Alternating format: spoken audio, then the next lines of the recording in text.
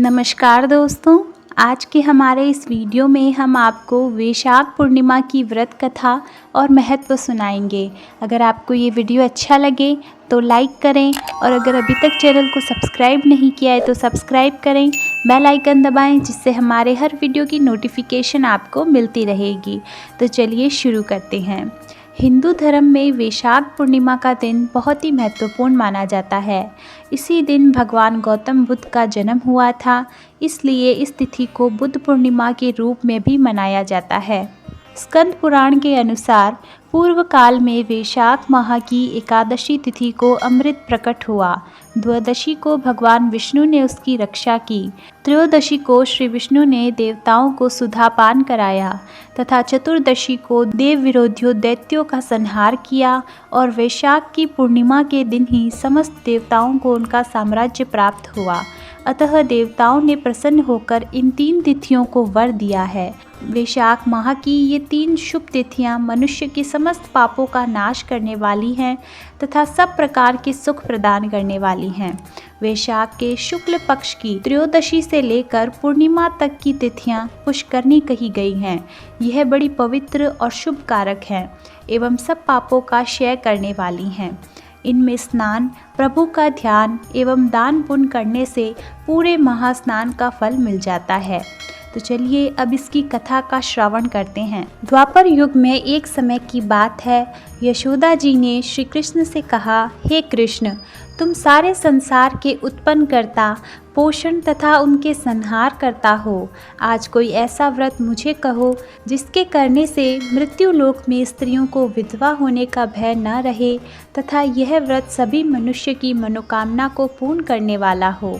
श्री कृष्ण कहने लगे, हे माता, तुमने अति सुंदर प्रश्न किया है। मैं तुमसे ऐसे ही व्रत को सविस्तार कहता हूँ। सौभाग्य प्राप्ति के लिए स्त्रियों को 32 पूर्णमासी का व्रत करना चाहिए। इस व्रत को करने से स्त्रियों को सौभाग्य संपत्ति मिलती है।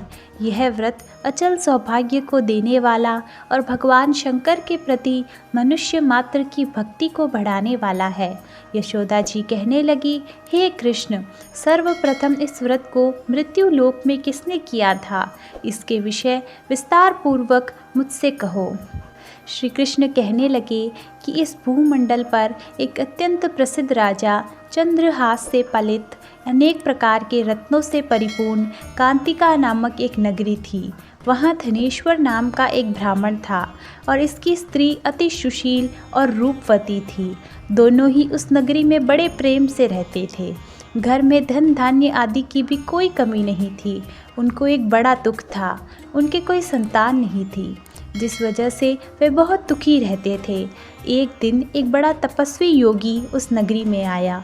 वह योगी बाकी सभी के घरों से भिक्षा मांगकर भोजन किया करता था, लेकिन उस ब्राह्मण के घर से भिक्षा नहीं मांगा करता था। एक दिन योगी गंगा किनारे भिक्षा मांगकर प्रेम पूर्वक खा रहा था कि धनेश्वर ने योगी को यह सब करते देख लिया। सब कार्य किसी प्रकार से देख लिया। अपनी भिक्षा के अनादर से दुखी होकर धनेश्वर योगी से बोले कि आप सभी घरों से भिक्षा लेते हैं परंतु मेरे घर की भिक्षा कभी नहीं लेते, इसका कारण क्या है?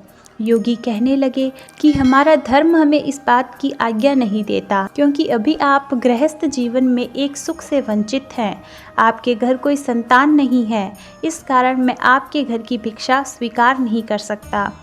उन्होंने कहा कि जिसे संतान नहीं है उसके घर से भिक्षा लेने से मेरे भी पतित हो जाने का भय है। धनेश्वर यह बात सुनकर बहुत दुखी हुआ और हाथ जोड़कर योगी के पैरों पर गिर पड़ा। तब दुखी मन से कहने लगा कि आप मुझे संतान प्राप्ति के उपाय बताएं। आप सर्वज्ञ हैं, मुझ पर अवश्य ही यह कृपा कीजिए। धन की मेरे घर में कोई कमी नहीं है, लेकिन मैं संतान न होने के कारण अत्यंत दुखी हूँ। आप मेरे इस दुख का हरण कीजिए। यह सुनकर योगी कहने लगे कि तुम चंडी की आराधना करो। घर पहुंचकर उन्होंने यह सारी बात अपनी पत्नी को बताई और खुद वन में चला गया। वन में पहुंचकर उसने चंडी की आराधना की और उपवास किया। चंडी ने 16 दिन में उसको स्वप्न में दर्शन दिए और कहा कि हे धनेश्वर, जा, तेरे पुत्र होगा, लेकिन उसकी आयु सिर्फ 16 वर्ष होगी। 16 वर्ष की आयु में ही उसकी मृत्यु हो जाएगी। अगर तुम दोनों स्त्री पुरुष 32 पूर्णिमा का व्रत करोगे तो वह दीर्घायु हो जाएगा। जितना तुम्हारा सामर्थ्य हो उतने आटे के दिए जलाकर शिवजी का पूजन करना, लेकिन पूर्णमासी 32 ही होनी चाहिए। सुबह होते ही तुम्हें इस स्थान के पास एक आम का पेड़ दिखाई देगा। उस पर चढ़कर एक फल तोड़कर अपने घर ले जाना। अपनी स्त्री को इस बारे में बताना। सुबह स्नान होने के बाद वह स्वच्छ होकर शंकर जी का ध्यान करके उस फल को खा ले। तब शंकर भगवान की कृपा से वह गर्भवती हो जाएगी। जब ब्राह्मण सुबह उठा तो उसे उस स्थान पर आम का पेड़ दिखाई दिया और वह फल तोड़ने के लिए उस पर चढ़ा।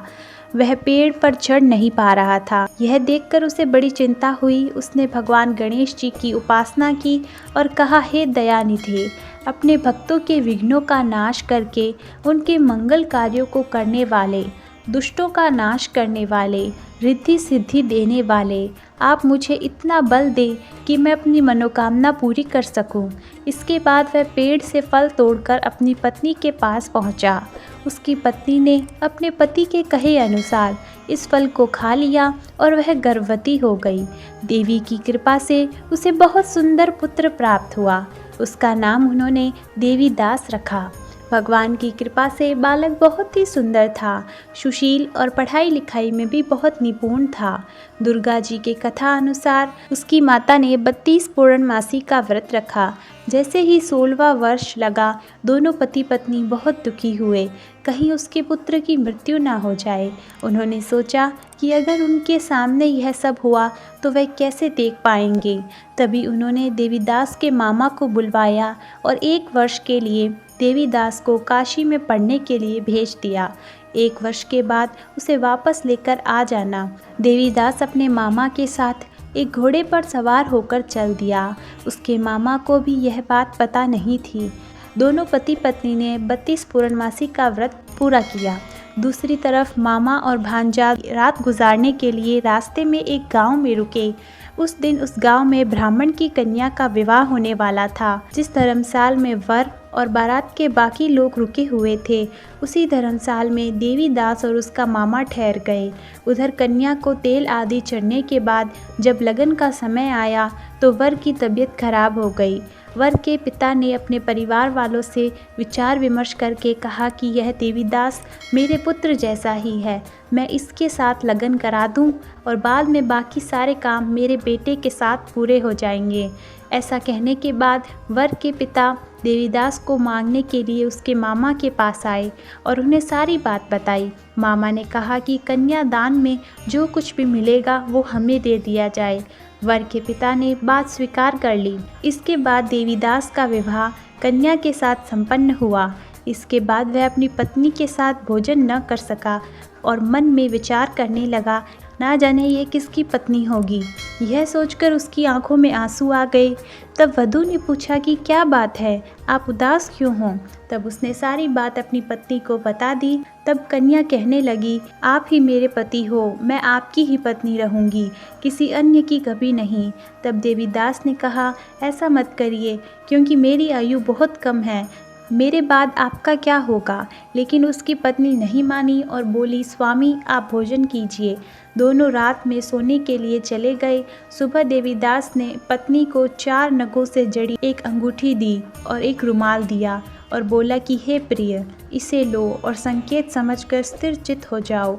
मेरे मरण और जीवन जानने के लिए एक पुष्प वाटिका बना लो, उसमें सुगंधी वाली एक नवमल्लिका लगा लो। उसको प्रतिदिन जल से सिंचा करें और आनंद के साथ खेले कूदें। जिस समय और जिस दिन मेरा प्राणांत होगा उस दिन यह फूल सूख जाएंगे। जब यह फिर से हरे हो जाएं तो जान लेना मैं जीवित हूँ।